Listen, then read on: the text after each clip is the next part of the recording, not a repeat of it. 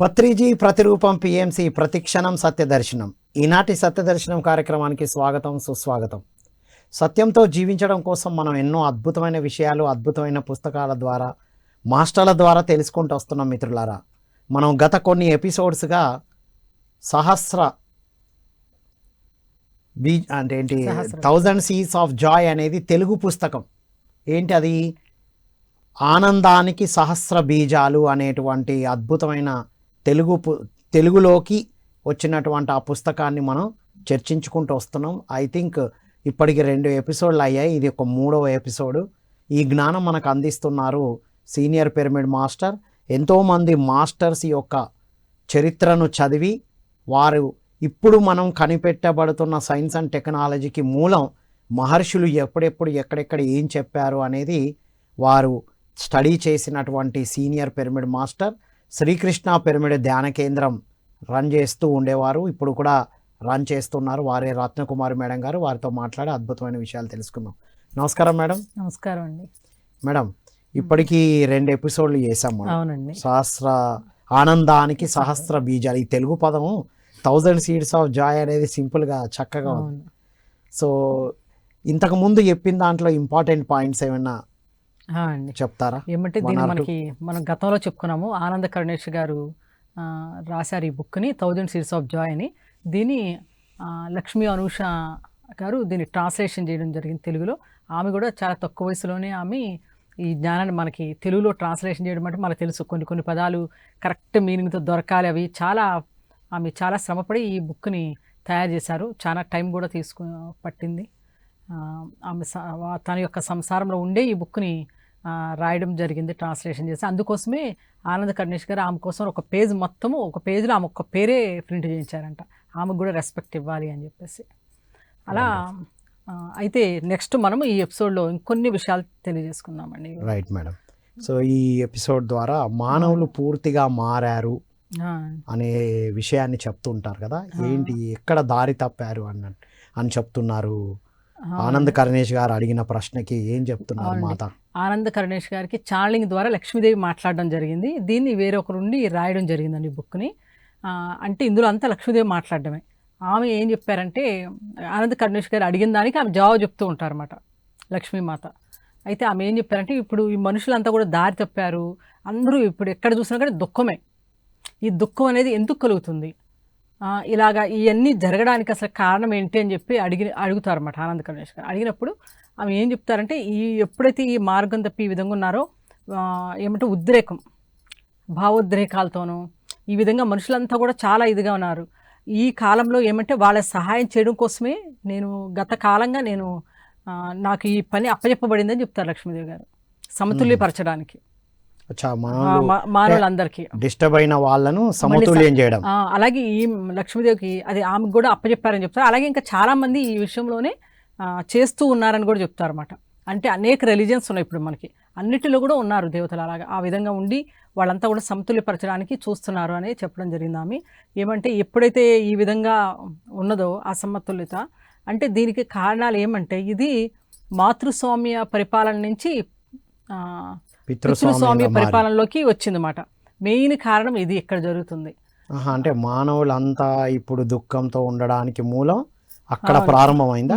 అక్కడ అంటే మాతృస్వామ్యంలో ఉన్నప్పుడు అద్భుతంగా ఉండే. అవునండి, 6500 సంవత్సరాల క్రితము మాతృస్వామ్య పరిపాలన ఉండేది. దాని తర్వాత పితృస్వామ్య పరిపాలన అనేది రావడం జరిగింది. ఎప్పుడైతే అది వచ్చిందో అప్పుడు మనుషుల్లో ఈ మార్పులు ఇవన్నీ కూడాను రావడం అనేది కారణమైందన్నమాట. అతి భావోద్వేగాలు ఇవన్నీ కూడాను. ఎందుకంటే ఇప్పుడు జనరేషన్ వస్తూ ఉన్నారు, వాళ్ళు పుట్టే సంతానము ఎప్పుడైతే మనుషుల్లో ఈ ఆవేశము ఇవన్నీ ఎప్పుడైతే ఉన్నాయో వాళ్ళలోనూ భావోద్రేకత అవన్నీ ఉన్నప్పుడు ఏమవుతుందంటే, వారికి పుట్టే సంతానం కూడా ఏమవుతుంది, ఒక తల్లి వెనకటి కాలంలో ఎలా అంటే పూర్వకాలంలో ఆమె గర్భిణీగా ఉన్నప్పుడు మొత్తము విశ్రాంతి తీసుకునేదట. సమయం అంతా కూడా వాళ్ళు చేసే పనులన్నీ ఆపేసి పూర్తి విశ్రాంతి తీసుకుని జన్మనిచ్చేవాళ్ళు పిల్లలకి. కానీ తర్వాత ఏమవుతుందంటే, ఈ కాలంలో మనం చూస్తున్నాం కదా, వర్క్ చేస్తూ వాళ్ళు అన్ని పనులు చేస్తూ ఉన్నప్పుడు వాళ్ళ లోపల జరిగే అలజడులు ఇవి నెక్స్ట్ బిడ్డ పుట్టినప్పుడు ఏమవుతుంది, ఆ బిడ్డ మీద కూడా ఆ ప్రభావం చూపిస్తుంది. ఓహో, అంటే ఇప్పుడు వర్కింగ్ ఉమెన్ చివరగా ఇక డేట్ ఫిక్స్ చేసుకునే వరకు వర్క్ చేస్తూనే ఉంటారు. వర్క్ చేస్తున్నారు. మరి అలాంటప్పుడు వాళ్ళు పుట్టే సంతానం ఎలా ఉంటుంది? అంటే ఈ ప్రెషరు, ఈ ఒత్తిడి, ఈ భావోద్వేగాలు వాళ్ళ మీద పడతాయి. పడతాయండి, ఖచ్చితంగా అంటే పడతాయి. ఇంతకు ముందు ఇంట్లో కామ్గా ఉండాలి, వాళ్ళ ముందు గొడవలతో ఇబ్బందులతో ఉండొద్దు, ప్రశాంతంగా ఉండేవారు. అవునండి. ఇప్పుడు ఉద్యోగాల పేరుతో ఆఫీస్కి వెళ్ళి వాళ్ళ ప్రెషర్ని వీళ్ళకి పాస్ ఆన్ చేస్తున్నారు అంటారా? అవునండి.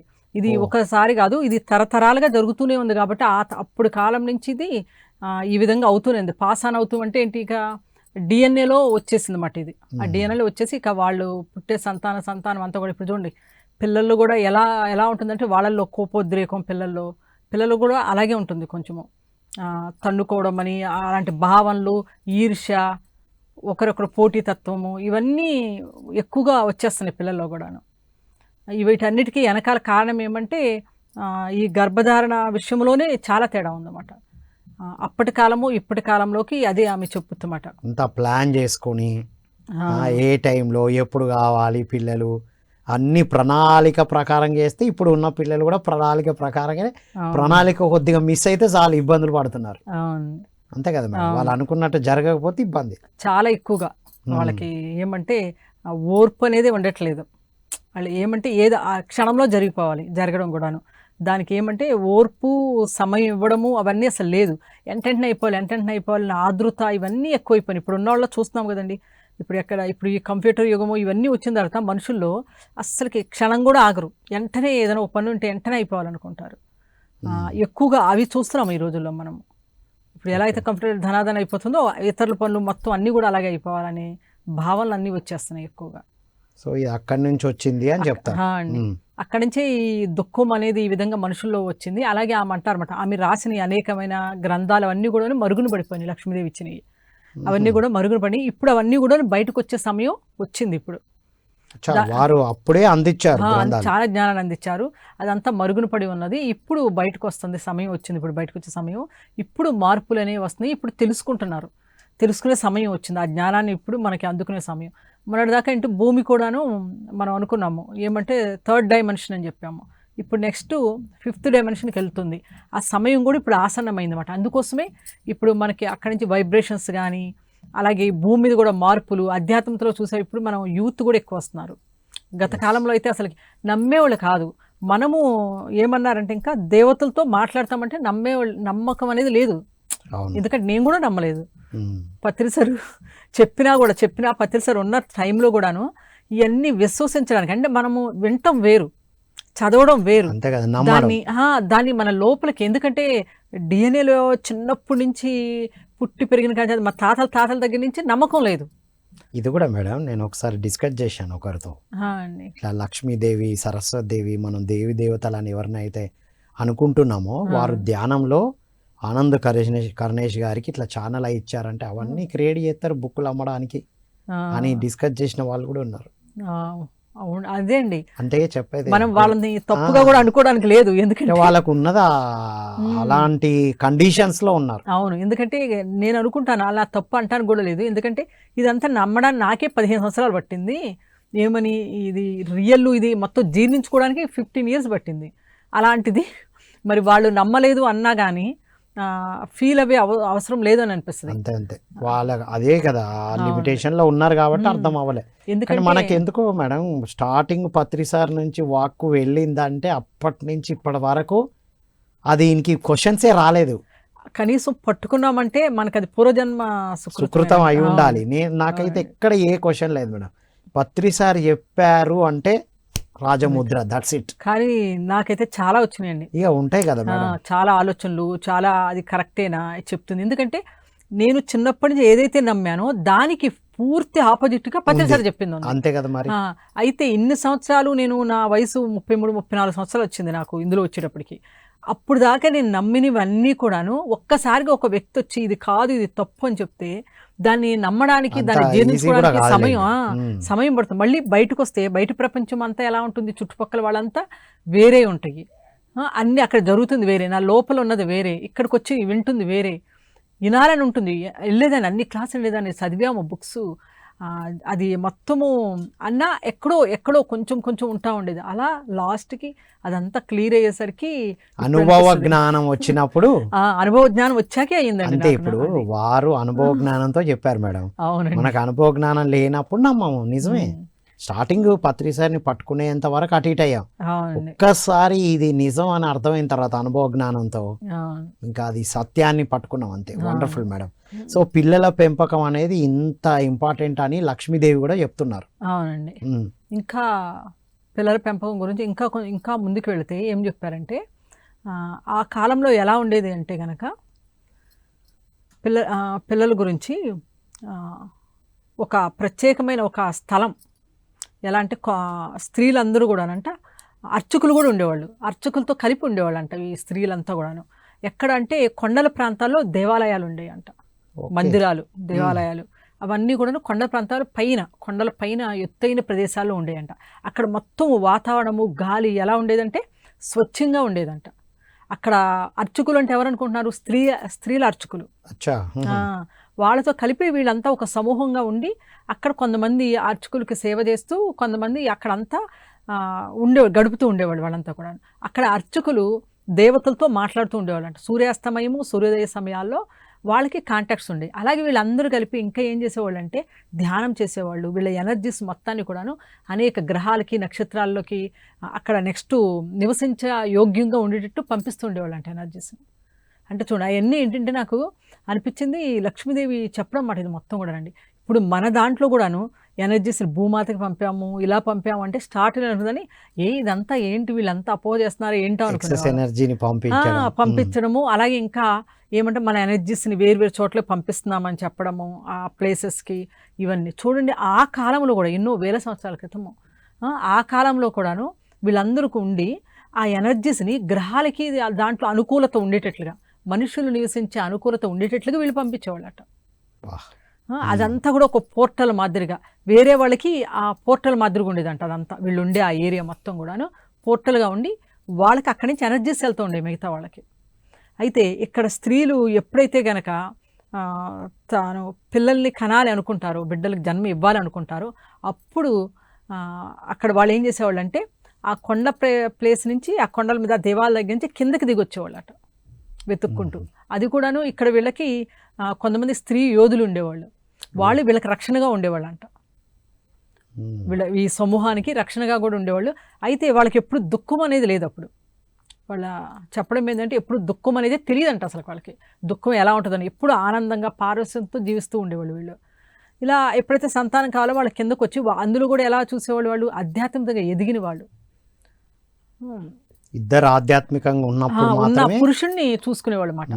ఎవరైతే ఆధ్యాత్మికంగా ఎదిగిన వాళ్ళు ఉంటారో, వికసించిన వాళ్ళు, దివిజ్ఞాన ప్రాప్తి పొందిన వాళ్ళు, ఆ మాదిరి ఎవరు ఉంటారో ఆధ్యాత్మికంగా వికసించిన వాళ్ళని ఎత్తుక్కుంటూ వీళ్ళు వెళ్ళేవాళ్ళు. ఈ సమూహంలో ఎవరెవరు ఉండేవాళ్ళు అంటే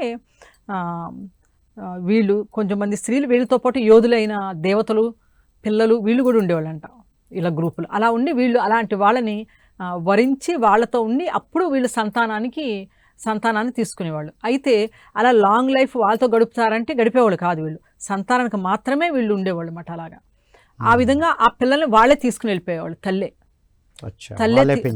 వాళ్ళే పెంచేవాళ్ళు. పురుషుడు పెంచడం అనేది లేదు ఇక్కడ, తల్లే పెంచేది.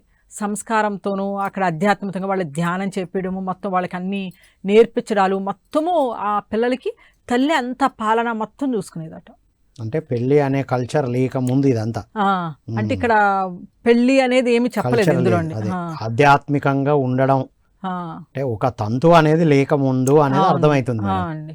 ఒక ఆధ్యాత్మిక అంటే ఇక్కడ మొత్తం పితృస్వామి పరిపాలన. ప్రతి దాంట్లోనూ అక్కడ మొత్తం చూసుకునే వాళ్ళంతా స్త్రీలే ఉండేవాళ్ళు.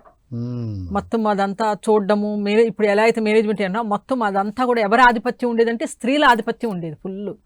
స్త్రీలు ఎలా పరిపాలనలో వాళ్ళే ఉండేవారు, అన్నిట్లో వాళ్ళే ఉన్నారు, మొత్తం వాళ్ళదే ఆధిపత్యము. అయితే ఇక్కడ ఎప్పుడైతే వీళ్ళకి పిల్లోడు పుడతాడో, మగపిల్లోడు ఉన్నాడు అనుకోండి, ఆ మగపిల్లవాడికి కూడాను కూర్చోబెట్టి ధ్యానం చేయించేవాళ్ళంట. ధ్యానం చేయించినప్పుడు ఆ పిల్లవాడి ధ్యానంలో ఉండి తన యొక్క మనం ఫిమినైన్ ఎనర్జీస్ అంటాం కదా, దాన్ని అనుభవించేవాడంట. ఆ ఎనర్జీస్ అంటే సమతుల్యత అనేది ఉండేది అన్నమాట. ఎనర్జీస్ ఫెమినైన్ మాస్కులిన్ ఎనర్జీస్ ఎప్పుడు బ్యాలెన్స్ ఉండేది. ఆ పిల్లవాడు కూడా అంత శాంతంగా, అంత ఇదిగా ఆధ్యాత్మికత వికసించి ఆ పిల్లలు ఉండేవాళ్ళు అన్నమాట. అంటే వెళ్ళేవాళ్ళు. మాతృస్వామ్యము దశలో ఉన్నప్పుడు అవును. అందరూ అమ్మాయి అయినా అబ్బాయి అయినా వాళ్ళలో ఎనర్జీస్ ఎప్పుడు బ్యాలెన్స్ లో ఉండేవి. బ్యాలెన్సింగ్ ఉండే ఏంటండి. ఈ పితృస్వామ్యానికి టర్న్ అయిన తర్వాతనే చాలా ఈ ఫిమినైన్ ఎనర్జీస్ మొత్తం అవునండి. అణిచివేయబడ్డాయి. ఓన్లీ మాస్కులిన్ ఎనర్జీస్ డామినేషన్ గా బయటకు వచ్చాయి. చాలా అంటే చూడండి ఇక్కడ పిల్లలు ఏ విధంగా పెరిగేవాళ్ళు అంటే తల్లి పాలనలో పెరిగి తర్వాత వికసించి తర్వాత బయటికి వెళ్ళి ఇంకా ఆధ్యాత్మికంగా ఇంకా వికసించడానికి వాళ్ళు ప్రయత్నాలు చేస్తూ ఉండేవాళ్ళు. అంటే ఇప్పుడు ఉన్న ఉమెన్ కి ఒక మెసేజే కదా మేడం ఇది. ప్రతి తల్లి వాళ్ళలో ఫిమినైన్ మాస్కులిన్ ఎనర్జీస్ బ్యాలెన్స్ లో పెట్టుకొని పిల్లలకి అదే విధంగా ఇవ్వాలి. పిల్లలకు కూడా తల్లి తయారు చేసేదని చెప్పి ఇందులో మనకు స్పష్టంగా అంతే కదా. మరి తల్లి పాత్ర ఎంత ఉంది. ఇప్పుడు కూడా అంతే. ధ్యానం చేసిన ఒక ఉమెన్ పిల్లల్ని ఎట్లా ఈ రెండు ఎనర్జీస్ ని బ్యాలెన్స్ లోకి తీసుకురావాలి. అమ్మాయి అబ్బాయి ఎక్కువ తక్కువ అనేది ఫిజికల్ గా చూడకుండా వాళ్ళలో ఎనర్జీస్ ని బ్యాలెన్స్ చేసుకోవాలి. అప్పటిదే ఇప్పుడు ఉన్నారు కదా. ఇప్పుడు అప్పుడు లేకపోతే ఇప్పుడు ధ్యానం ఎట్లా అందుతుంది మేడం? అవునండి, ఉన్నారు కొంచెం మంది ఉన్నారు కాబట్టి అది బయటకు వస్తుంది. అంతే కదా. మరి పత్రి సార్ ఇది అందించారు అంటేనే మనం అప్పుడు ఉన్నాం, మళ్ళీ తిరిగి తీసుకొస్తున్నాం అని కూడా వారి ద్వారా విన్నాం మనం మాటల్లో. ఇంకా ఏమంటారంటే ఈ విధంగా జరగడం కోసం భూమి మీద ఈ మార్పుల కోసము ఆ కాలంలో ఉన్న ఆధ్యాత్మికతలో ఉన్న దేవతలు కానీ అని మళ్ళీ భూమి మీద మళ్ళీ జన్మ తీసుకుని మళ్ళీ ఈ చేంజెస్కి మూల కారణం అవుతున్నారు వాళ్ళు కూడా. ఈ భూమి మీదకి వచ్చారు కొంతమంది. ఇదే మనకి పత్రి సార్ చెప్పారు గతంలో, ఏమని 2000 తర్వాత ఏమో చెప్పారు కదా. ఇంకొంచెం మంది ఆ కాలంలో ఉన్న కొంచెం మంది మళ్ళీ మనకి ఈ భూమి మీద మాస్టర్స్, గొప్ప గొప్ప మాస్టర్స్ అంతా జన్మ తీసుకుంటున్నారు భూమి మీద అని చెప్పారు. చూడండి ఏమంటే అదే చూడండి ఆనంద కరుణేశ్వరికి లక్ష్మీదేవి చెప్పింది. ఇప్పుడు దానికన్నా ముందే పత్రి సార్ చెప్పారు ఈ విషయాలన్నీ. ఏమనంటే ఇప్పుడు మళ్ళా మాతృస్వామ్య పరిపాలనకి నాంది పలికింది. ఇప్పుడు కనబడుతున్నాయి దాని అన్నీ మనకి కాంతి అనేది కనబడుతుంది. అంతే ఆ హార్ట్ తో జీవించడం అనేది టర్న్ అయింది.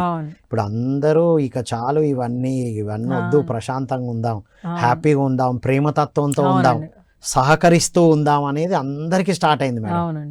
ఎస్, ఎప్పుడైతే మహిళా ధ్యాన మహా చక్రాలు బిగించేశారో అప్పటి నుంచే ఎనర్జీ చాలా చేంజ్ అయింది. Wonderful madam. సో మరి జీసస్ వారికి కూడా పెళ్ళి అయింది అనేది ఇందులో చెప్తారు కదా. ఆనంద్ కరేష్ వారికి అందించబడిన లక్ష్మీదేవే చెప్పారు. లక్ష్మీదేవి చెప్పారండి. ఆనంద్ కరేష్ ఛానలింగ్ ద్వారా చెప్పడం జరిగింది. ఏమనంటే జీసస్ గురించి చెప్తూ ఆమె అంటే ఒక్కొక్కరి గురించి చెప్తున్నారు. ఈవని ఆవిడ గురించి కూడా చెప్పారు. ఈవని ఉంది, ఆడమ్ ఈవ్ అని అంటారు కదా.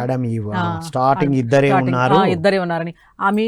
ఎందుకంటే ఈ అన్ని కర్మలు ఇవన్నీ మోయవలసి వస్తుంది, ఇంత కష్టాలు ఎందుకు వచ్చినాయి అంటే కనుక ఆమె ఒక తోటలో ఉండేది అన్నమాట. ఆ పళ్ళ తోటలో ఏదైతే పరమాత్ముడు దాన్ని తీయొద్దట ఆ ఒక ఫలాన్ని ఆమె స్వీకరించిందంట. దాన్ని తినకూడదట, ఆమె తినేసిందంట. ఆ తినడం వల్లే నెక్స్ట్ జనరేషన్ అంతా మారిపోయి మనుషులు ఇలాగ అయిపోయారు ఇవన్నీ దాంట్లో ఉందంట, మన బైబిల్లో ఉందంట. కానీ ఇదంతా రాంగ్ అని చెప్పారు లక్ష్మీదేవి. ఆమె ఫలం తిన్నది అందుకే ఇలా అయిపోయింది, మొత్తం ఈ విధంగా అయిపోయి మొత్తం మార్పు చెంది మనుషుల్లో ఇక కోరికలని, మనుషులు కష్టాలు ఇవన్నీ ఎందుకు వచ్చినాయంటే దీని మూలకనే వచ్చినాయి. కోరికలు అనేది అక్కడ బిగినైంది, ఆ పండు తినడం వల్ల కోరికలు అని అన్నారు. అయితే ఈమె ఏం చెప్పారంటే లక్ష్మీదేవి అదంతా తప్పుగా మీరు అంతా కూడాను రానున్న కాలంలో ఏమంటే మార్చేశారు, మొత్తం చాలా గ్రంథాలన్నీ కూడా మారిపోయినాయి. అంతే కదా మేడం. మాతృస్వామ్యం నుండి పితృస్వామ్యం వచ్చినప్పుడు అన్ని మారినాయి అనేది విన్నాం. ఇప్పుడు సీతామాత స్టోరీ కూడా మారింది, చాలా మార్పులు వచ్చాయి. Right, okay. అయితే ఇలాగ ఏమంటే ఇలా మారిపోయింది. నిజానికి ఆమె ఆ తోటలో ఆమె చాలా ఆ పళ్ళ మొక్కలు, అక్కడ జంతువులతో మాట్లాడడము, దేవతలతో మాట్లాడడం అనేది ఆమెకుంది. అప్పటికే ఆమె జ్ఞానప్రాప్తి చెందిన ఆమంట, చాలా జ్ఞానాన్ని పొందిన వ్యక్తి ఆమె.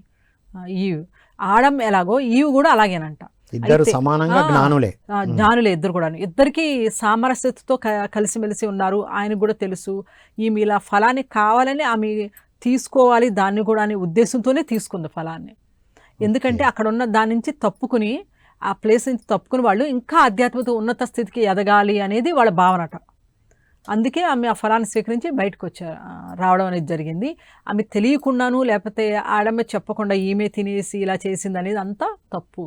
వాళ్ళిద్దరికీ తెలుసు, వాళ్ళిద్దరూ అనుకూలతగా ఉండి ఆమె కావాలని దాన్ని ఇదితోనే స్వీకరించారు. ఆమె వాళ్ళు అక్కడి నుంచి వచ్చారనే ఉద్దేశంతోనే ఆమె మీద కూడాను చాలా ఇదిగా చెప్పడం జరిగింది. ఆమెకేమీ తెలియనట్టు ఇలాగని, కానీ ఆమె కూడా ఒక జ్ఞాని అని ఇందులో చెప్పడం జరిగిందండి.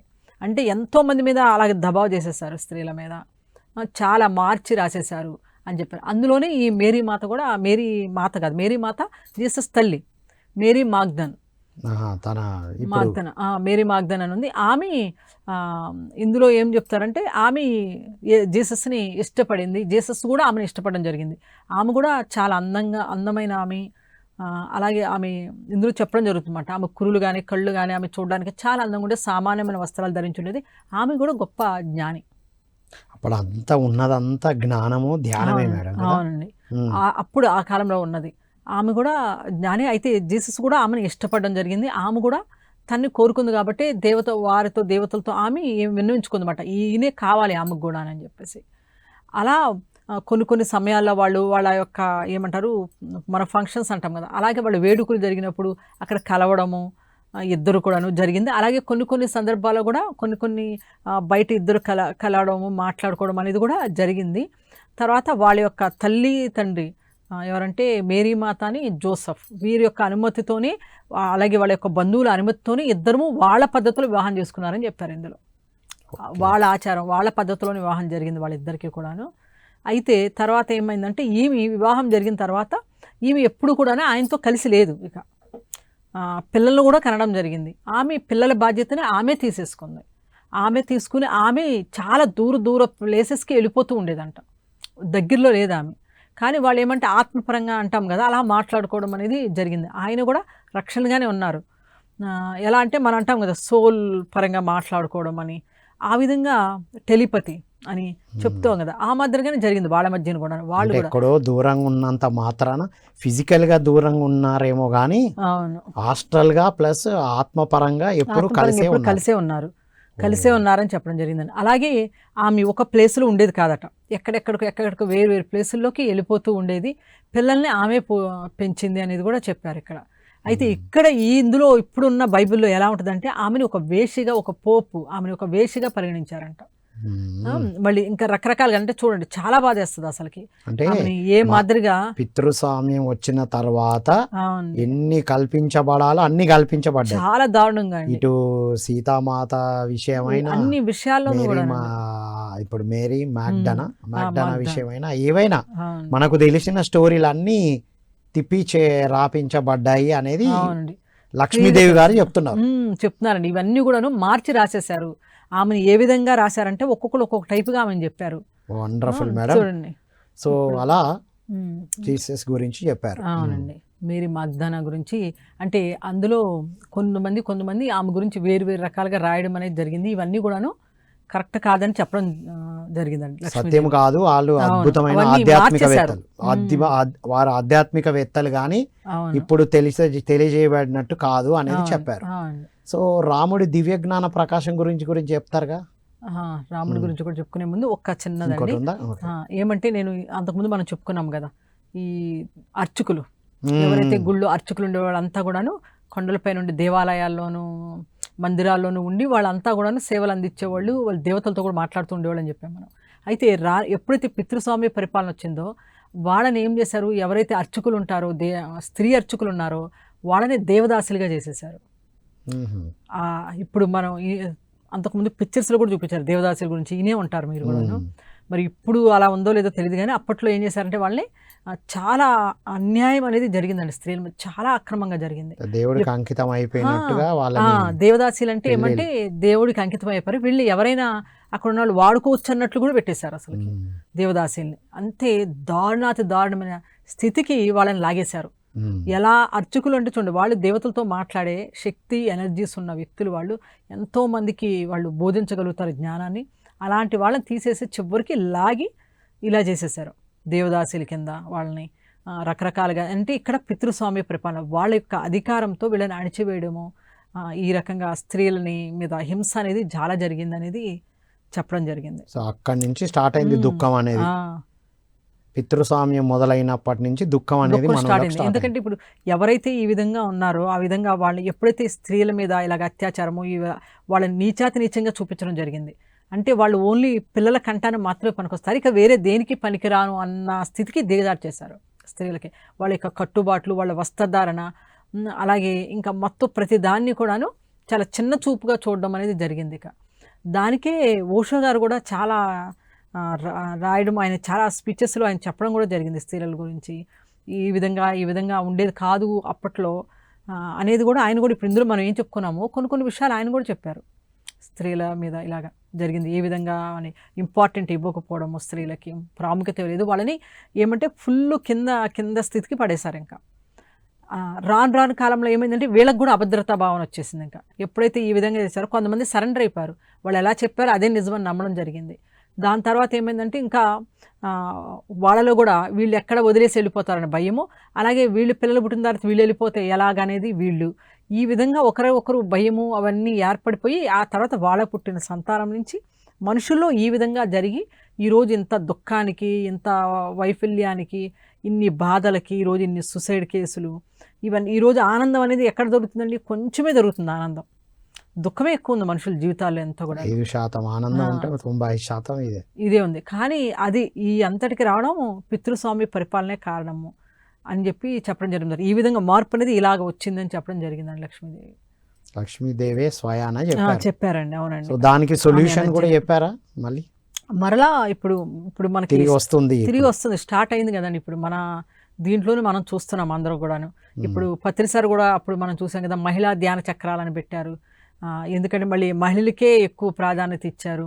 అలాగే ఇంకొక విషయం కూడా నేను చూస్తున్న విషయం అయితే, ఇప్పుడు కుటుంబాల్లో కూడాను ఆధిపత్యం ఎక్కువగా కొంచెం మెల్లిగా చేంజ్ అవుతుంది, స్త్రీలదే ఉంది. స్త్రీలకే ఇంపార్టెన్స్ ఉన్నది, వాళ్ళే సరిగ్గా మేనేజ్ చేయగలుగుతారు. అవునండి. ఇప్పుడు అన్ని రంగాల్లో వచ్చారు కదా. అవునండి. ఎందుకంటే వాళ్ళల్లో ఉన్న ఎనర్జీస్ అన్నీ కూడాను ఏమంటే ఫెమినైన్, మస్కులర్ రెండు బ్యాలెన్స్ చేసుకున్నప్పుడు స్వచ్ఛత, క్వాలిటీ, నాణ్యత అన్నీ ఉంటాయి వాళ్ళు చేసే పనుల్లో కూడానండి. అలా ఇప్పుడిప్పుడే మొదలైంది మాట. ఇంకండి నెక్స్ట్ ఇంకా స్త్రీలలోని స్త్రీతత్వాన్ని అణచివేయడం వల్ల ఇప్పుడంతా ఎగిసిపడ్డ ఒక పురుషతత్వం, మాస్కులిన్ ఎనర్జీ ఎగిసిపడింది స్త్రీలలో కూడా. పురుషుల్లో ఆల్రెడీ ఉన్నటువంటి ఆ స్త్రీతత్వాన్ని వారే తొక్కేయడం వల్ల, అంటే ఎదుటి స్త్రీని ఇబ్బంది పెట్టడం వల్ల తనలోని ఫిమినైన్ క్వాలిటీస్ని తనే ఇబ్బంది పెట్టుకున్నట్టు. సో ఇద్దరిలో మాస్కులిన్ ఎనర్జీ హై అయ్యి ఇలా ఇక్కడ వరకు వచ్చింది. సో ఇప్పుడు రెండిటికి బ్యాలెన్స్ వస్తుంది. రైట్. ఇప్పుడు చాలా మంది మెన్లో అంటే పురుషుల్లో స్త్రీతత్వం అంటే ఫిమినైన్ ఎనర్జీస్, ప్రేమతో, కరుణతో, హాయిగా ఇట్లా ఉండడం ఇది స్టార్ట్ అయింది మేడం. ఎందుకంటే అప్పుడు తొక్కబడిన నేచర్ ఇప్పుడు రివర్స్ అయింది, మళ్ళీ ఇప్పుడు వస్తుంది. సో స్త్రీలలో కూడా ఆ స్త్రీతత్వాలు, పురుషతత్వాలు రెండు బ్యాలెన్స్ లోకి వస్తున్నాయి ఇప్పుడు. వండర్ఫుల్. ఇప్పుడు అందుకని నెక్స్ట్ రావయోగంలో ఇప్పుడు వారికి పుట్టిన సంతానము అది వాళ్ళలో చేంజ్ రావడం వల్ల మళ్ళీ నెమ్మదిగా చేంజ్ అవడానికి సమయం పడుతుంది. అందుకే ఇప్పుడు చిన్ననాటి నుండే పిల్లలకు ధ్యానం నేర్పిస్తే ఎదిగిన పిల్లలు వాళ్ళు ఇద్దరు అంటే వాళ్ళు పెళ్లి చేసుకున్న తర్వాత వచ్చే జనరేషన్ అద్భుతంగా ఉంటుంది అని. ఇప్పుడు మన దాంట్లో కూడా చూడండి, అంతకుముందు చిన్న పిల్లలుగా ఉన్నారు, వాళ్ళ అమ్మ వాళ్ళు ధ్యానం చేస్తుంటే వాళ్ళు చేస్తూ ఉన్నారు. ఇప్పుడు వాళ్ళు కొంచెం పెద్ద అయిన తర్వాత వాళ్ళకి అర్థమవుతుంది ధ్యానం విలువ. ఇప్పుడు వాళ్ళు ప్రెగ్నెంట్గా అయినప్పుడు వాళ్ళ అనుభవాలు చెప్తున్నారు. ఇప్పుడు కొంతమంది పిల్లలు వాళ్ళు గర్భం ధరించినప్పుడు మా పిల్లల గురించి ఇలాగా, అంటే ఇక్కడ నుంచి చేంజ్ అనేది వస్తుంది అన్నమాట. ఇంకా ఒక జనరేషన్ 2 జనరేషన్లకైతే అందించారు పత్రిజీ. అవునండి. స్టార్టింగ్ మన జనరేషన్, మన తర్వాత మన పిల్లలు కూడా ఇప్పుడు పెద్దగా అయ్యి వాళ్ళు నెక్స్ట్ జనరేషన్ క్రియేషన్ లో ఉన్నారు కదా. ఓకే. సో ఒక 2 తరాలు, నెక్స్ట్ 3వ తరానికి కూడా అందించారు పత్రిజీ. అవునండి. ఇంకా నెక్స్ట్ రాబోయే వాళ్ళలో మనం చూస్తాము చేంజెస్, మార్పు అయితే చూస్తాం మనం. రైట్. ఇప్పుడు ఉన్న వాళ్ళు స్థిరంగా ఈ సాధన చేసుకుంటూ ఉండాలి, సాధన చెయ్యాలండి. పిల్లలు కూడా చెయ్యాలి, వాళ్ళలో కూడా అప్పుడే కదా చేంజెస్ వస్తాయండి. మగపిల్లవాడు ఇప్పుడు చూసాం కదా బయట కాలేజీలో మగపిల్లలు ఎంత దారుణంగా ఉన్నారంటే చూడండి, ఆ తల్లులు ఎంత వేదన అనుభవించి వాళ్ళ హింసకు లోని వాళ్ళ పుట్టిన సంతానమే ఈరోజు ఈ యాసిడ్స్ చేయడము ఇవన్నీ చూసారా, అంత బేబస్సంగా నక్సలైట్ల కింద, ఇంకా ఉగ్రవాదుల కింద వీరందరూ ఇలా అవుతున్నారంటే కారణము వాళ్ళు అనిపించిన వేదనే. ఇప్పుడు హిట్లర్ అయ్యాడంటే హిట్లర్ తల్లిని చూసే కదా తనలో ఆ భావనలు వచ్చినాయి అని. మరి ఆమె చాలా హింసకు గురైంది తల్లి, దాని మూలకని హిట్లర్ అలా తయారయ్యాడు. సో వేధించబడిన చైల్డ్హుడే వాళ్ళని అలా వాళ్ళ తల్లిదండ్రులైన బాధలు, ఇబ్బందులు, వాళ్ళు ఎన్నో తినటానికి ఉండటానికి కూడా ఎన్నో ఇబ్బందులు పడుతున్నారు కదా. తండ్రి తాగుబోతాడు వదిలేసి తల్లిని ఇబ్బందులు పడి అవన్నీ చూస్తూ ఆమె అంత వేదనలో ఉండి ఒక బిడ్డని కన్నప్పుడు ఆ బిడ్డకి కూడా ప్రతీకారం తీర్చుకోవాలనుకుంటారు. వాళ్ళకి అసలు సమాజం మీద, మనుషుల మీద వాళ్ళకి మంచి అభిప్రాయం ఎక్కడి నుంచి వస్తుంది? అసలు భగవంతుడు అనేది అసలు నామరూపాలే ఉండదు ఇంకెక్కడ వాళ్ళకి అనేది వాళ్ళకి డౌటే కదా. ఇన్ని జరుగుతూ ఉంటే ఎక్కడ కరెక్ట్ మేడం. ఇప్పుడు అంతా అదైతే టర్న్ అవుతుందిలేండి. అవునండి. ఆ బాధలు దానికి కారణం నేనే, దాన్ని నేను మార్చుకోవచ్చు అనేటువంటిది కూడా అవును. చాలా మంది యువత కూడా తెలుసుకుంటున్నారు. అరే ఇదంతా క్రియేట్ చేసుకున్నది నేనే, వాళ్ళలాగా మనం ఉండొద్దు, దీన్ని మార్చుకోవచ్చు అనేది మాత్రం వస్తున్నారు. నేటి తరం చాలా గ్రేట్ మేడం. సో రాముడు వారి గురించి ఏం చెప్తారు? అవునండి, శ్రీరామచంద్రుడి గురించి అలాగే సీతాదేవి గురించి కూడా ఏమంటే ఇందులో చాలా అపోహలు అనేవి ఉన్నాయన్నమాట. చాలా విధాలుగా రాయడం అనేది జరిగింది. మనకు తెలుసు రాముడు ఆయన కూడా విష్ణుమూర్తి యొక్క ఎనర్జీ అంశనే మనకు తెలుసు శ్రీరామచంద్రుడు కూడా. అయితే ఆయన ఎనర్జీ కూడా ఆయన కూడా ఏమంటే సీతాదేవిని ఆయన కూడా కోరుకునే, సీతాదేవి రాముడు వీళ్ళు ఏమంటారు సోల్గా అక్కడ ఉన్నప్పుడే పైనే వాళ్ళ యొక్క ప్లాన్ అనేది జరిగింది. దాని తర్వాతే భూమి మీద రావడం అనేది జరిగింది. ఒక మనిషిగా ఉండి తను ఒక మనిషిగా జన్మించే భూమి మీద తను చూపించడం జరిగింది. తను జీవించి తన యొక్క జీవితాన్ని మనకి ఆదర్శంగా చూపించడం జరిగింది రాముడు, శ్రీరామచంద్రుడు. అలాగే ఇంకా మీ సీతాదేవి కూడా ఏం చెప్తారంటే శ్రీరామచంద్రుడు, రావణుడు, సీతాదేవి ముగ్గురు కూడాను సోల్ పరంగా అక్కడ కొన్ని నిర్ణయాలు తీసుకుని భూమి మీదకి వచ్చారు అని చెప్పేసి ముగ్గురు డిసైడ్ చేసుకుని వచ్చారు. అయితే రాముడి యొక్క ఎనర్జీస్, సీతాదేవి వీరి ఏమంటే వీరి ఎనర్జీస్ అనేది వీళ్ళ తెలుసు, సీతాదేవిది శ్రీరామచంద్రుడిది. అయితే రావణుడిని ఎందుకు తీసుకొచ్చుకుందంటే ఆమె ఆ విధంగా అక్కడ గడిపి ఆ యొక్క ఎనర్జీలో ఉండి కూడాను ఆమె అనుభవాన్ని తీసుకోవాలని ఆమె వచ్చారు. అంటే నెగటివ్ ఎనర్జీలో ఉండి కూడా రావణాసుడు తీసుకెళ్లిపోవడం అనేది కూడా ఆమె తెలుసు. అదే తనకు తాను ఒక పాజిటివ్, తన లోపల అద్భుతమైన పాజిటివ్ ఉండడం, ప్రాక్టీస్ చేయడం అనే అనుభవం కోసం తను తీసుకుని రావడం అనేది జరిగింది. శ్రీరామచంద్రుడు గురించి కూడా ఆమె ఏమంటారంటే ఎన్నో జన్మలో రకరకాలుగా వచ్చారు ఆమె. విష్ణుమూర్తి లక్ష్మీదేవిగా ఉన్నారు. ఇప్పుడు అలాగే ఇక్కడ ఏమంటే సీతాదేవిగా పుట్టడం జరిగింది. అలాగే ఇవి ఇంకా ఏం చెప్తారంటే అలాగే శ్రీరామచంద్రుడు ఇవి రావడం జరిగింది. ఇద్దరు కూడాను వాళ్ళిద్దరు టెలిపతి ద్వారా తెలుసు వాళ్ళకి మాట్లాడుకోవడం అనేది.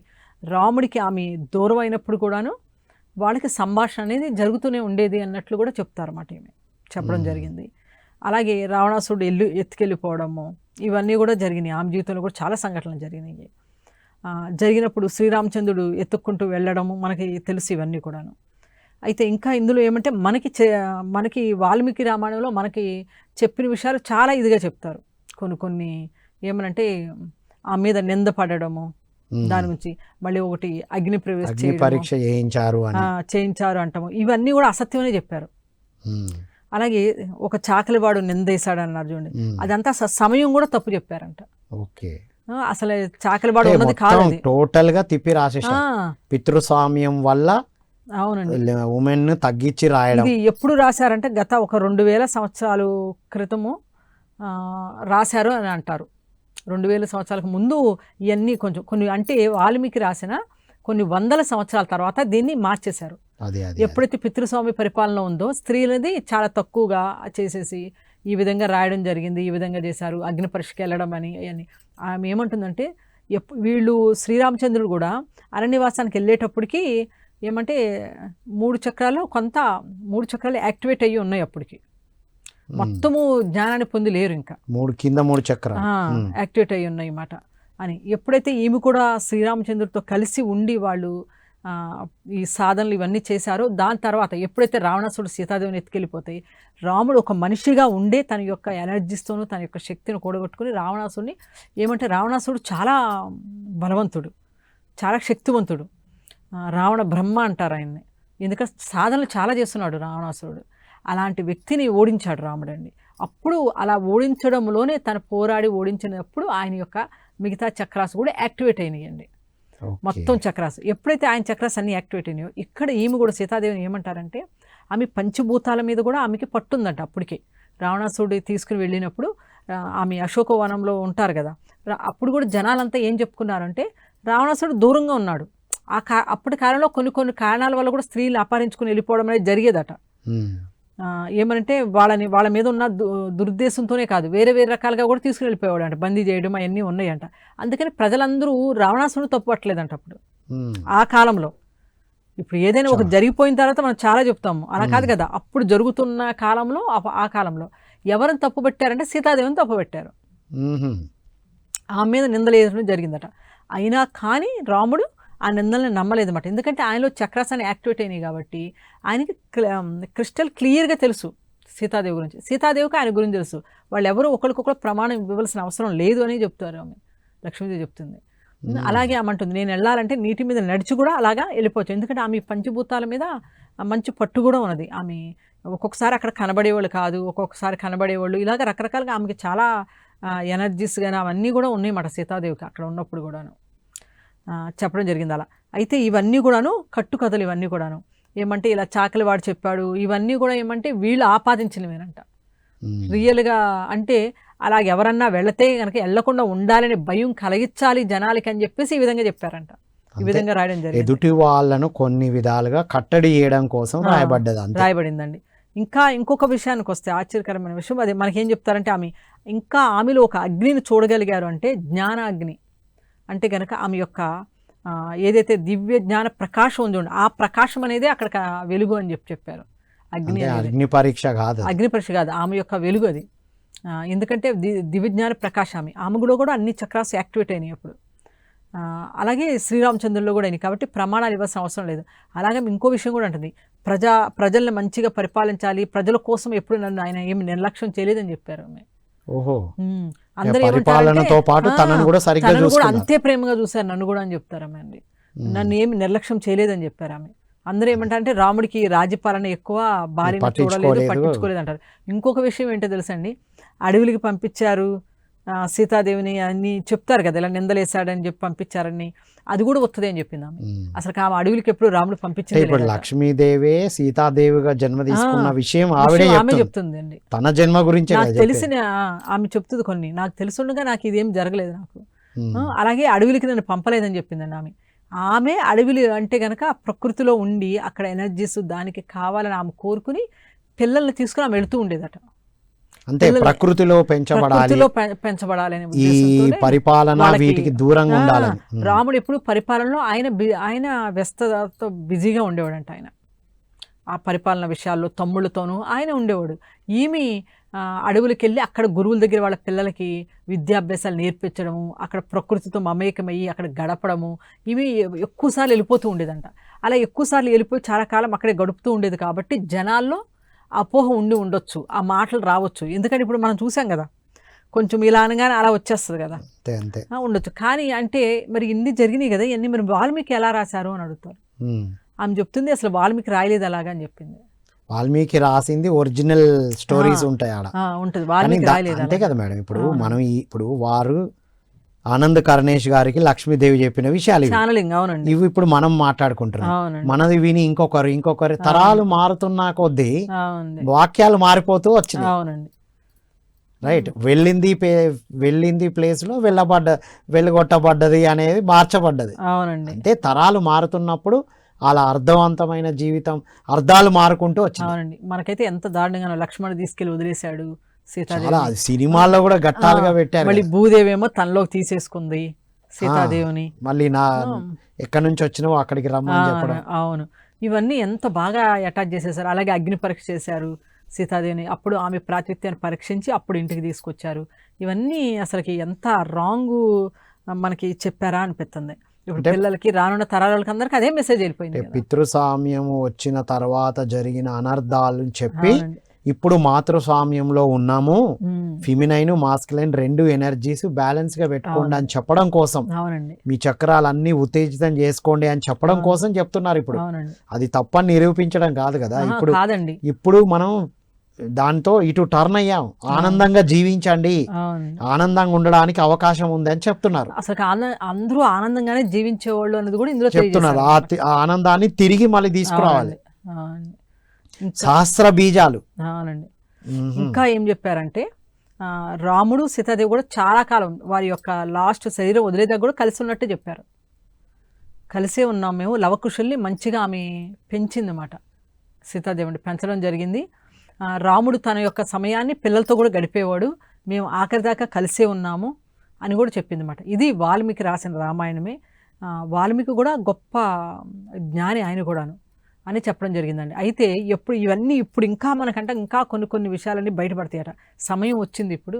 జ్ఞానం అనేది ఎప్పుడైతే మనం ఇప్పుడు దాకా ఎన్నో విషయాల్లో అభూత కల్పనలో ఉన్నమాట, ఇవన్నీ రాంగ్గా ఆలోచిస్తూ ఉన్నాము. అవన్నీ ఇప్పుడు బయటపడతాయని చెప్తున్నారు. సమయం వస్తుంది, ఇంకా చాలా విషయాలు మీకు తెలుస్తాయి. అన్ని నెక్స్ట్ బుక్ కూడా ఉంది కదా, వస్తుంది. చాలా చాలా విషయాలు మీకు తెలుస్తాయి అనేది కూడా ఏమి చెప్పడం జరిగిందండి. అంటే చూడండి ఎన్ని విషయాలు అని మనకి దాయిబండి అన్నమాట, ఇన్ని విషయాలు మనకి. ఇప్పుడు మేడం, ఇప్పుడు లక్ష్మీదేవి తను స్వయాన సీతాదేవి జన్మ తీసుకున్న విషయం అవునండి, తనే చెప్పారు. అవునండి. Plus untold story of Sita ద్వారా కూడా డీనియా మ్యారియం గారికి అందించిన మెసేజ్ ద్వారా కూడా ఇదే చెప్పారు కదా. అన్టోల్డ్ స్టోరీ ఆఫ్ సీత ఉంది కదా, సీతాయనం. జస్ట్ సీతాయనం నేను ఇంకా చదవలేదండి. అదే సీతాయనంలో కూడా ఇదే చెప్పబడ్డది. తను ఎంత అద్భుతమైన సాధన చేసింది, తనకు అసలు జరిగిన ఒరిజినల్ స్టోరీ ఏంటి అని ఆ బుక్ కూడా రిలీజ్ అయింది. అది కూడా చాలా దీనికన్నా ముందుగా పత్రి సార్ చెప్పారు, సీతాయనం, యశోదాయనం ఇవన్నీ చదవాలి మీరు. సీతాయనం పుస్తకాలు ఎన్నో పిఎంసి ద్వారా ఎన్నో పంచారు కదా పత్రిజీ, కొన్ని వేల పుస్తకాలు పంచారు సీతాయనం ప్రింట్ చేసి. ఎస్ మేడం, యశోద కూడా తను ఉంటూ ఒక దగ్గర, అంటే ఇంటి దగ్గర ఉండి ఆ అనుభవాలు విని కూడా తను ఆత్మజ్ఞానం అవ్వడం అనేది జరిగింది. అవునండి, అది కూడా మనకి ఇందులో చెప్పడం జరిగింది. నెక్స్ట్ రైట్ మేడం, ఇంకా ఏం చెప్తారు మేడం ఇందులో, ఈ ఎపిసోడ్ ఇంకేం చెప్పుకోవాల్సి ఉంది మరి? అంటే కనుక మనలో ఏమంటే ఇంతమంది మనం ఇప్పుడు దాకా ఏదైతే నమ్ముతూ వచ్చామో ఇదే సత్యము, ఇదే కరెక్ట్, ఇలాగే అని వీటన్నిటికి ఆదర్శంగానే ఇప్పుడు ఏమంటే మన భూమి మీద కూడా ఉన్న స్త్రీల మీద కూడాను ఈ విధంగానే చేయడం జరిగింది. అంటే ఏమంటే ఇది ఇలాగే ఉండాలి. కానీ నన్ను అడిగితే కొంతమంది ఆడవాళ్ళు బానిసల కింద చేసేస్తున్నారు. అంటే ఇంటి నుంచి వెళ్ళడం కానీ, ఇలాగ బయటికి వెళ్ళడం, ఇది తప్పు, ఇది ఇలా చేయకూడదు అనే విషయాలు కానీ, వివాహ విషయంలో కానీ ఇంకా అనేక విషయాలు ఏమవుతుంది, వాళ్ళ ఇష్టాలను రుద్ది ఈ విధంగా చేయడం జరుగుతుంది పిల్లల మీద. చూడండి, ఎప్పుడంటే మనిషి ఎప్పుడు వికసిస్తారంటే, ఇంకా రాముడు చూడండి, రాముడు తన్ని అడవికి తను వెళ్ళే ముందు అనుమతి తీసుకున్నాడు గురువులది, అలాగే తన యొక్క సవితి తల్లి ఆమెది, అలాగే తన తల్లిది, వీళ్ళందరిది కూడా అనుమతి తీసుకుని ఆయన వెళ్ళడం జరిగింది. ఎందుకని అంటే ఆయన అనుమతి తీసుకున్నారంటే ఆయన నిర్ణయించుకున్నారు, ఆల్రెడీ వెళ్ళాలని నిర్ణయించుకున్నారు కాబట్టి ఆయన అనుమతి తీసుకుని వెళ్ళారు. కానీ ఇప్పుడు ఏమవుతుందంటే తల్లిదండ్రుల్లో పిల్లలకి అనుమతి తీసుకోవడానికి వాళ్ళ యొక్క ఇష్టాన్ని వీళ్ళ మీద రుద్దుతున్నారు.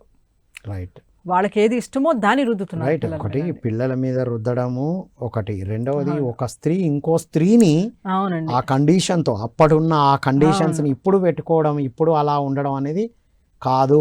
అందరూ ఆత్మజ్ఞానులుగానే ఉండాలి అనేది ఇక్కడ మెసేజ్. చాలా ఇప్పుడు మన పూర్వకాలం నుంచి వచ్చిన తరాల నుంచి కూడా అంతే కదా, ఒకరు వాళ్ళని ఇబ్బంది పెట్టేవాళ్ళు వాళ్ళ ఇంట్లో, ఆ స్త్రీ ఏం చేసేది నెక్స్ట్ తన తరతరాలుగా వచ్చినప్పుడు ఈమె ఆమెను ఇబ్బంది పెడితే మళ్ళీ ఆమె ఇది వచ్చినప్పుడు ఏం చేసేది, ఆమెకు వచ్చిన వాళ్ళ కోడల్ని ఆమె పెడతాం స్టార్ట్ చేసేది. ఎందుకంటే ఆమె నేను ఏది అనుభవించానో ఆమె దాన్ని ఇస్తా ఉండేది, అదే ఏది అనుభవించారో అదే ఇచ్చారు. అదే ఇప్పుడు దాన్ని ఆ సైకిల్ ని ఎండ్ చేయాలి. ఇప్పుడు అండి ఆత్మజ్ఞానంతో ఆ సైకిల్ ని ఎండ్ చేయాలి అంటే గనక ఇప్పుడు ధ్యానం చేయాలి. అందరూ కూడా ధ్యానం చేసి ఏమంటే ఇప్పుడు మన దాంట్లో కూడా చూడండి, అందరూ కూడా చాలా మంది ఏంజెల్స్తో మాట్లాడడము, చాలా మంది విజన్స్ కనబడుతున్నాయండి. ఎంతమంది సోల్ పరంగా జ్ఞానాన్ని అందిస్తున్నారని, ఎంతమంది వాళ్ళ యొక్క జ్ఞానాన్ని అందుకుని రాస్తున్నారు, బుక్స్ కూడా రాస్తున్నారు.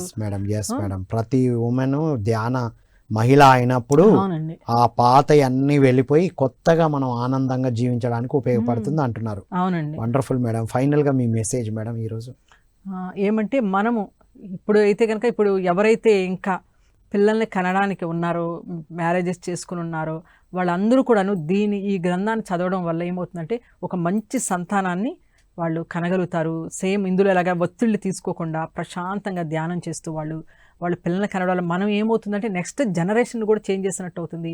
అలాంటి సోల్స్ని భూమి మీదకి ఇన్వైట్ చేయాలి. వాళ్ళు కూడా ఎదురు చూస్తుంటారు కదా, ఒక మంచి తల్లి దొరకాలని చెప్పేసి.